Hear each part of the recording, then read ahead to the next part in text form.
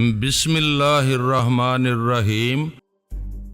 فہمی نے کہا، پارس، میں نے تمہاری بڑی تعریفیں سنی تھیں، خاص طور پر لڑکیوں کے معاملے میں تم فرشتہ ہو۔ کسی بھی لڑکی کو مصیبت میں دیکھتے ہی تم اس کی مدد کے لیے یوں چلے آتے ہو جیسے میرے پاس پہنچ گئے ہو۔ آج تم نے میری آنکھیں کھول دی ہیں، تم نے مجھے جو سمجھایا ہے وہ سمجھ گئی ہوں۔ بس یہ فیصلہ ہے کہ میں شادی نہیں کروں گی۔ کیا تم مانتے ہو کہ میں ذہین ہوں اور تمہارے جیسے ذہین کی بات سمجھ چکی ہوں؟ واقعی تمہیں مان گیا، کمال ہے، تم نے زیادہ بحث نہیں کی اور میری بات مان گئی۔ اب تم بھی میری بات مان لو اور میرے دماغ سے جاؤ، سیدھی طرح نہ گئے تو میں سانس روک کر بگا دوں گی۔ پارس نے کہا، علی، تمہاری غیرت کو کیا ہو گیا ہے؟ تم ایسی لڑکی سے شادی کرو گے جو مجھے بگانا چاہتی ہے؟ علی نے کہا، میں جانتا تھا فہمی کے سامنے تمہاری دال نہیں گلے گی، اسی لیے خاموش تھا اور تمہیں بکواس کرنے کا موقع دے رہا تھا۔ چلو اب عزت سے جاؤ ورنہ بڑے بے آبرو ہو کر ہمارے کوچے سے نکلو گے۔ اسی وقت آمنہ کی آواز سنائی دی۔ اس نے کہا، اچھا ہوا تم تینوں ایک ہی جگہ ہو۔ میں علی کو بتانے آئی تھی کہ تمہارے پاپا مصیبت میں ہیں، میں ان کے پاس جا رہی ہوں۔ مصیبت کیا ہے یہ تم خود جا کر معلوم کرو۔ آمنہ چلی گئی۔ وہ تینوں ہنستے بولتے رہے تھے۔ میری مصیبت کی بات سنتے ہی تینوں کے اندر آگ بھر گئی۔ وہ چشمے زدن میں میرے اندر پہنچ گئے۔ صرف وہی نہیں، سلمان، سلطانہ اور بابا صاحب کے ادارے کے بے شمار ٹیلی پیتھی جاننے والے بھی میرے اندر چلے آئے تھے۔ میں کچھ عجیب و غریب قسم کی مصیبت میں پھنسا ہوا تھا۔ شیریں کے جس بنگلے میں تھا، اس کے اندر آ کر سونیا ہر کمرے میں مجھے تلاش کر چکی تھی اور میں اسے نظر نہیں آ رہا تھا، جبکہ میں اسی بنگلے کے ایک کمرے میں مہمان تھا۔ اس کے دروازے اور کھڑکیاں اندر اور باہر سے اس طرح بند تھیں کہ انہیں کھولا نہیں جا سکتا تھا۔ میں نے کھڑکیوں کے شیشے توڑنے کی کوششیں کی، وہ ٹوٹ نہ سکے۔ اگر ٹوٹ جاتے تو میں کمرے سے باہر دیکھ سکتا تھا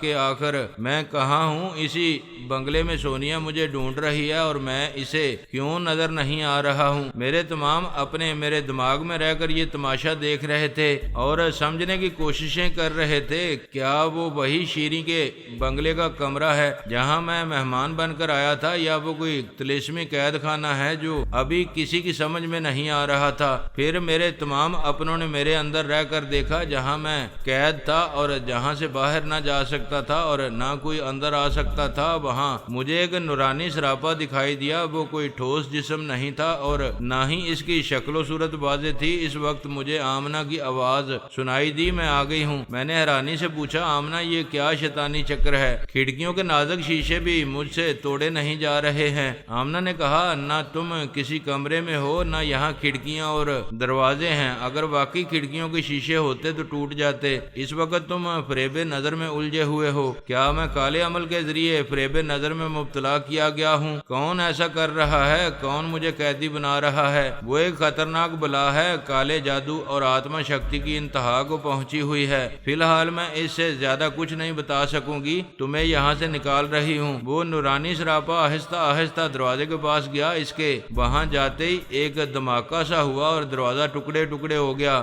آمنہ نے کہا، فرہاد، آ جاؤ۔ باہر تاریکی نظر آ رہی تھی۔ میں اسی نورانی سراپا کے پیچھے چلتا ہوا کمرے سے باہر آیا تو میرے پیچھے بھی جہاں کمرہ تھا وہاں تاریکی چھا گئی۔ وہ کمرہ بھی نظروں سے اوجھل ہو گیا، شاید اسی لیے وہ کمرہ نہیں تھا، فریب نظر تھا۔ میں نے چاروں طرف گھوم گھوم کر دیکھا، اندھیرے کے سوا کچھ نظر نہیں آ رہا تھا۔ میں نے پوچھا، میں کہاں ہوں؟ کیا تم جانتی ہو یہاں اتنی گہری تاریکی کیوں ہے؟ رات کا وقت ہے، آسمان پر کالے بادل چھائے ہوئے ہیں، نہ آسمان پر کوئی ستارہ ہے اور نہ تمہارے آس پاس کوئی بستی یا گھر ہے۔ پھر روشنی کہاں سے نظر آئے گی؟ کیا مجھے یہاں صبح کا انتظار کرنا ہوگا؟ کسی ایک سمت چلو، کہیں نہ کہیں انسانی آبادی میں پہنچ جاؤ گے، یعنی اس اندھیرے میں ایک اندھے کی طرح چلنا ہوگا۔ کہیں کسی گڑھے میں گر سکتا ہوں، میں تمہاری شریک سفر ہوں، کہیں گرنے لگو گے تو سنبھال لوں گی۔ میں نے ایک سمت چلتے ہوئے سونیا سے پوچھا، کیا تم شیریں کے بنگلے میں ہو؟ وہ بولی، میں واپس جا رہی ہوں۔ آمنہ نے بتا دیا ہے کہ تمہارے ساتھ ایک शैतानी चक्कर था इसका तोड़ हो चکا ہے۔ میں نے تاریکی میں آگے بڑھتے ہوئے کہا آمنہ روحانی قوتیں حاصل کر کے بہت پراسرار بن رہی ہو، کم از کم اپنے مجازی خدا کو تو بتاؤ وہ خطرناک بلا کون ہے؟ اس نے مجھے ایک طلسمی کمرے میں کیوں قید کیا تھا؟ اسے مجھ سے کیا دشمنی ہے؟ مجھ سے سوالات نہ کیا کرو، میں پہلے بھی کہہ چکی ہوں روحانی قوتیں حاصل کرنے والوں پر قدرتی طور پر زبان بند رکھنے کی پابندیاں ہوتی ہیں۔ خداوند کریم نے انسان کو عقل دی ہے کہ وہ پیش آنے والے خطرات کا خود اندازہ کرے اور پوری ذہانت کے ساتھ اپنے مصائب سے گزرتا رہے۔ میں موجودہ مصیبت سے خود نکل سکتا تھا یا مر سکتا تھا، تم میری مدد کرنے کیوں آئیں؟ اس لیے کہ میں بیوہ نہیں کہلانا چاہتی تھی۔ تم ناراض کیوں ہوتے ہو؟ سمجھتے کیوں نہیں کہ قدرتی طور پر مجھے جس حد تک روحانی قوت کو استعمال کرنے کی اجازت ہے اس حد تک میں اپنوں کے کام آ سکتی ہوں؟ کیا اس خطرناک بلا کے بارے میں بھی بتانے کی اجازت نہیں ہے؟ صرف اتنا بتا سکتی ہوں کہ اس نے آتما شکتی اس انتہا تک حاصل کی ہوئی ہے کہ میں اس کے مقابلے میں چھوٹی پڑ جاؤں گی۔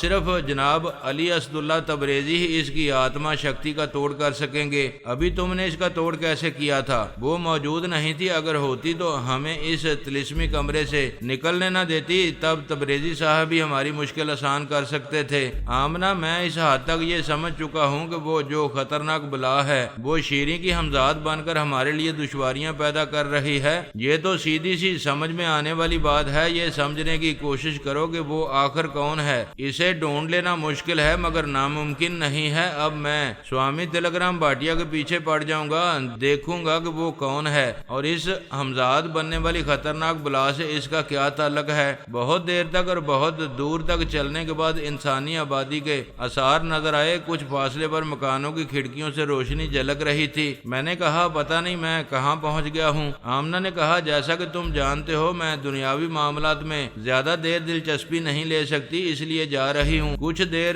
تو رک جاؤ، مجھے وہاں پہنچ کر دیکھنے تو دو کہ وہ کون سی بستی ہے۔ میں نے تمہیں کام کی جگہ پہنچا دیا ہے، اس سے زیادہ کچھ نہیں کر سکتی۔ خدا حافظ۔ وہ چلی گئی، جاتے جاتے کہہ گئی کہ اس نے مجھے کام کی جگہ پہنچا دیا ہے، پتہ نہیں وہ کون سی جگہ تھی اور میرے کس کام آ سکتی تھی۔ میں اس بستی میں پہنچ گیا، رات آدھی سے زیادہ گزر چکی تھی۔ تمام مکانوں کے دروازے بند تھے، بند کھڑکیوں کے شیشوں سے روشنیاں باہر گلیوں اور سڑکوں تک آ رہی تھی۔ میں نے سوچا اتنی رات کو کسی مکان کے دروازے پر دستک دینا مناسب نہیں ہوگا۔ اس بستی میں کوئی ہوٹل یا سرائے ہوگی، وہاں رات گزارنے کی جگہ مل جائے گی۔ علی، پارس، فہمی، سلطانہ اور سلمان وغیرہ میرے اندر موجود تھے۔ میں نے کہا اب تم لوگ آرام کرو، ضرورت ہوگی تو بلا لوں گا۔ علی نے کہا پاپا ابھی ماما جاتے وقت کہہ گئی ہیں کہ آپ کو کسی کام کی جگہ پہنچایا ہے۔ اب ہمارے اندر تجسس پیدا ہو گیا ہے، ہم دیکھنا چاہتے ہیں آپ اس وقت کہاں پہنچے ہوئے ہیں۔ میں مختلف راستوں سے گزرتا ہوا ایک ریسٹ ہاؤس کے سامنے پہنچ گیا۔ وہ ریسٹ ہاؤس سرکاری افسران کے لیے تھا، وہاں ویرانی اور خاموشی تھی، صرف ایک کمرے میں روشنی نظر آ رہی تھی۔ اسی وقت ریسٹ ہاؤس کے پیچھے سے چوکی دار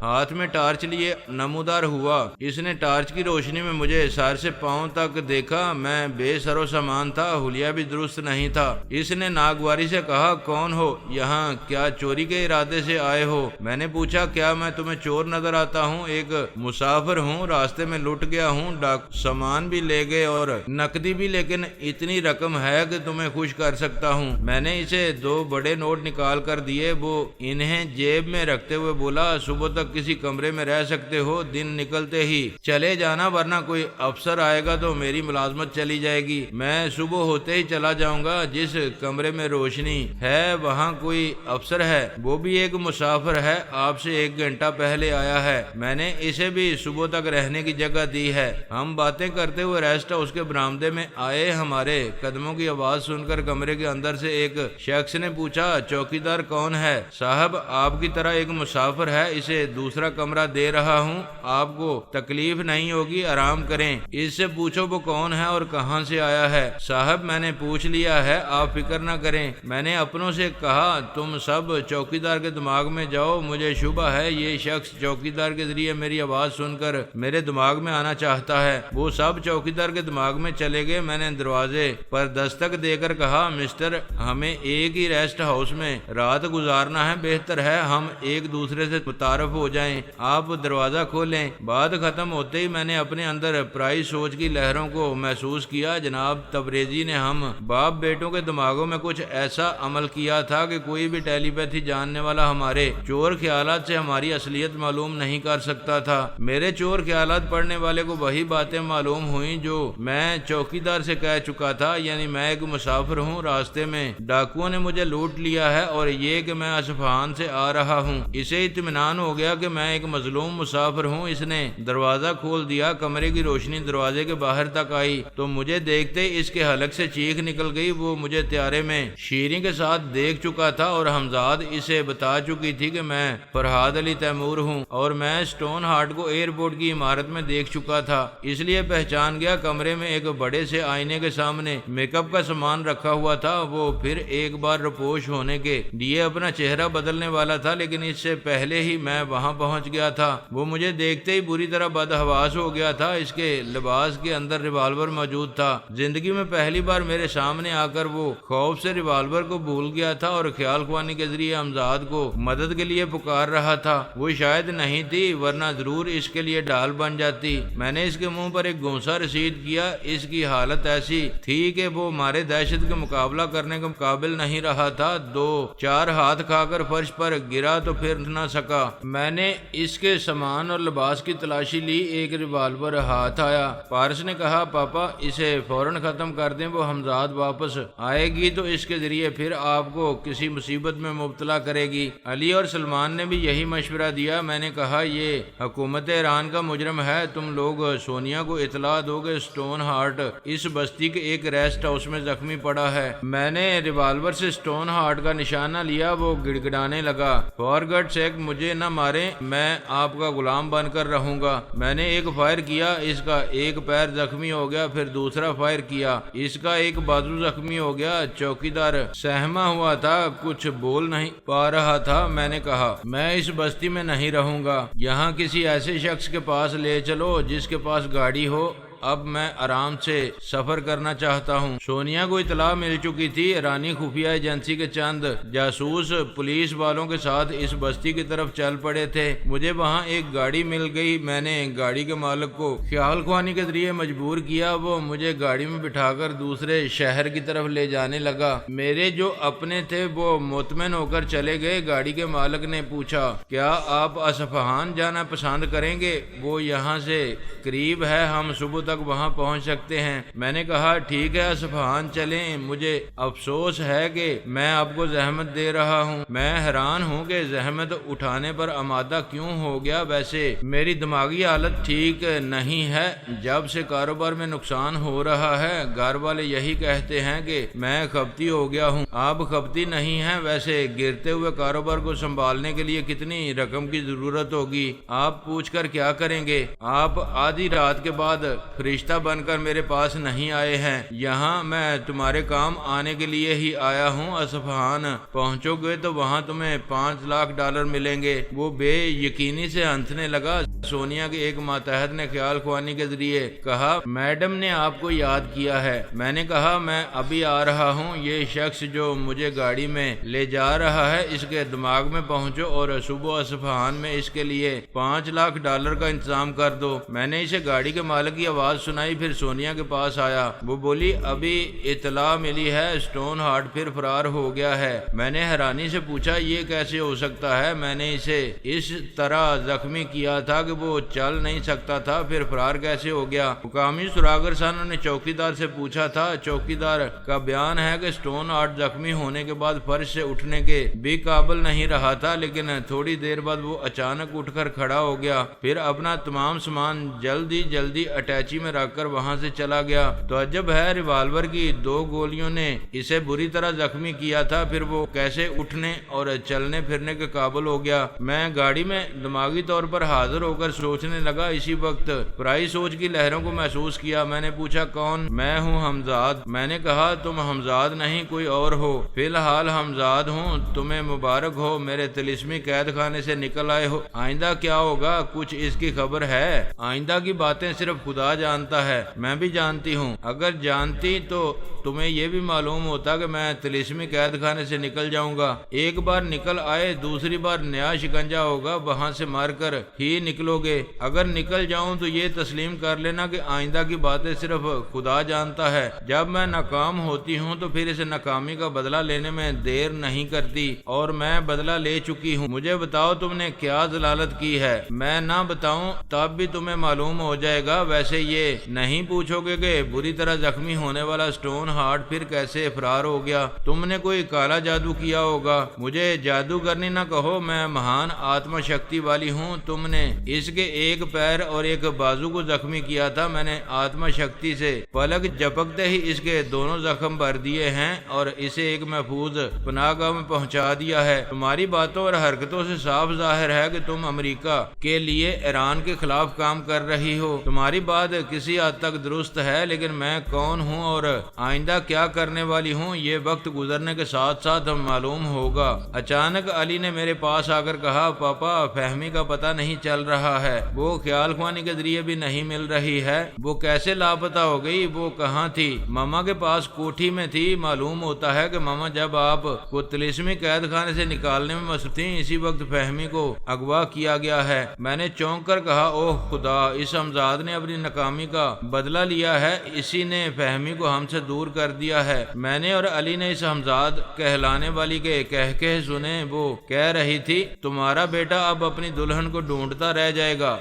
بلی ڈونا یہ نہیں جانتی تھی کہ وہ کتنے گھنٹوں تک بے ہوش رہی۔ پھر پورس نے اسے کتنے دنوں تک کوما میں رکھا۔ جتنے ٹیلی پیتھی جاننے والے اس کے اندر آتے رہے تھے، انہوں نے بے ہوشی کے دوران میں بھی اس کا پیچھا نہیں چھوڑا۔ شیتارا، نتاشا، ان کے معمول اور تابعدار میجر ٹی ہنٹر، گورانو جوزف، کرسٹووسکی اور دوسرے کئی امریکی اور روسی ٹیلی پیتھی جاننے والے آپس میں یہ طے کر چکے تھے کہ وہ ہر 15-20 منٹ کے وقفے سے بلی ڈونا کے اندر جاتے رہیں گے تاکہ اسے اغوا کرنے والا اس پر تنظیمی عمل کر کے اس کے دماغ کو لاک نہ کرے۔ وہ سمجھ گئے تھے کہ اسے پورس نے اغوا کیا ہے۔ وہ نہیں چاہتا تھا کہ کوئی بلی ڈونا کے دماغ میں اجازت کے بغیر آئے اور اس کے چور خیالات سے یہ معلوم کر سکے کہ پورس کی مصروفیات کیا ہیں اور وہ کس تعلق سے بلی کے دماغ میں آتا جاتا رہتا ہے، اور کیا بلی کو یہ بات معلوم ہوگی کہ پورس ٹیلی پیتھی کے علم کو مٹا دینے والی دعا تیار کر چکا ہے۔ اگر نہیں تو وہ تیاری کے کس مرحلے پر ہے؟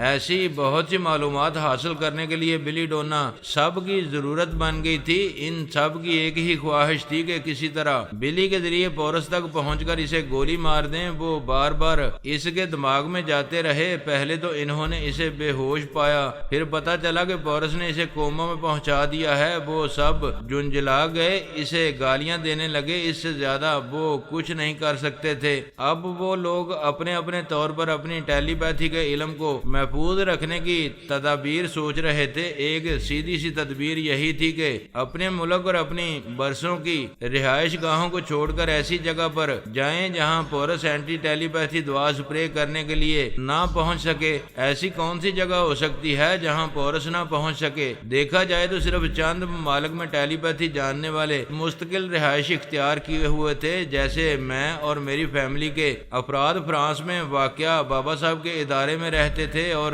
ضرورت کے وقت وہاں سے دوسرے ممالک کی طرف جایا کرتے تھے۔ الپا بھی ہمیشہ تل ابیب شہر میں رہتی تھی اور کبھی اپنا ملک چھوڑ کر کسی دوسرے ملک میں نہیں جاتی تھی۔ روسی ٹیلی پیتھی جاننے والے بھی اپنے ملک میں رہ کر اپنے دشمنوں کے خلاف مصروف رہتے تھے۔ ایسے تمام ٹیلی پیتھی جاننے والوں نے یہ طے کر لیا تھا کہ وہ مستقل جگہ سے کسی دوسرے ملک میں منتقل ہو جائیں گے، پھر وہ رپوش رہ کر اپنے اپنے ملک کی بہتری کے لیے کام کرتے رہیں گے۔ پورس کو ہوا بھی لگنے نہیں دیں گے کہ وہ کہاں چھپے ہوئے ہیں۔ ایک ٹرانسفارمر مشین امریکہ میں تھی اور دوسری بابا صاحب کے ادارے میں۔ پورس اس ادارے میں داخل نہیں ہو سکتا تھا اور اس ادارے کے باہر کئی کلومیٹر دور رہ کر بھی مخالفانہ کارروائی نہیں کر سکتا تھا۔ اب سے پہلے وہ نادیدہ گولیوں اور فلائنگ کیپسولوں کو ضائع کرنے کے لیے شیتارا کے ساتھ اس ادارے کی طرف گیا تھا، لیکن ادارے کے باہر ہی بھی اسے وارننگ دی گئی تھی کہ وہ کسی قسم کی دوا اسپرے کرنے کی نادانی نہ کرے، اسے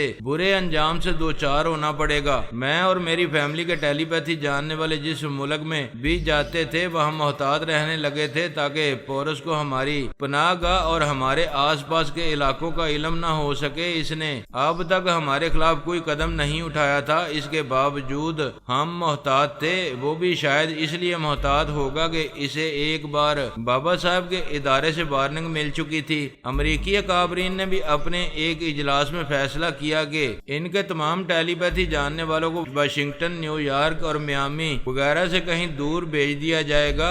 جب تک پورس گرفت میں نہیں آئے گا اور اسے ہلاک نہیں کیا جائے گا تب تک ان کے تمام ٹیلی پیتھی جاننے والوں کو بڑی احتیاط سے چھپا کر رکھا جائے گا۔ فوج کے ایک اعلیٰ افسر نے کہا، پورس کی نئی دوا کا اثر ٹیلی پیتھی جاننے والوں پر ہوگا، ٹرانسفر مشین اس دوا سے متاثر نہیں ہوگی۔ پورس ہمارے ایک آدمی کی ٹیلی پیتھی کو مٹائے گا تو ہم ٹرانسفارمر مشین کے ذریعے 4 ٹیلی پیتھی جاننے والے پیدا کر لیں گے۔ اس کی دوا ختم ہو جائے گی، ہماری ٹرانسفارمر مشین کبھی ختم یا نکارہ نہیں ہوگی۔